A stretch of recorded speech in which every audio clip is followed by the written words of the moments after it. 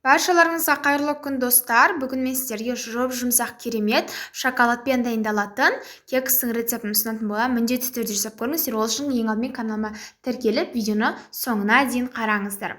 Ыдысымызға бөлме температурасындағы сармайды саламыз. Сармайдың үстінен қантымызды қосамыз. Сармай қатты жұмсақ сармай болмау қажет, және де холодильниктен жаңа ғана шыққан сармай болмау қажет. Сол екі температураның ортасындағы сармай болу қажет. Осы қант пен сармаймызды араластырып, осындай масса дайындап шығамыз. Енді осы ыдысымызға бір жұмыртқамызды саламыз. Енді тағы да араластыратын боламыз.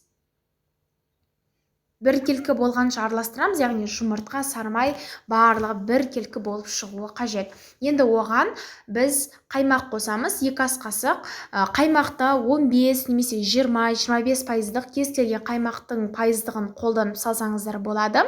Енді одан кейін осылай араластырып өтеміз. Егер де силиконды күрекше ыңғайсыз болып жатса, оның орнына венчик немесе қасықпен де араластыра берсеңіздер болады.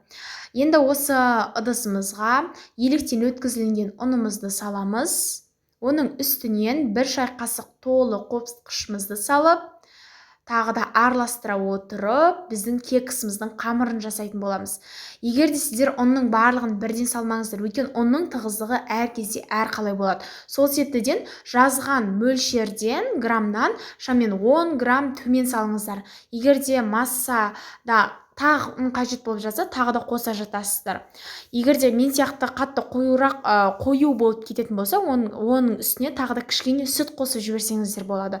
Сол кезде ол осындай қоюлықта болуы мүмкін. Егер де ол қатты қою болса, біздің кексіміз жұмсақ емес, қатты болып қалуы мүмкін.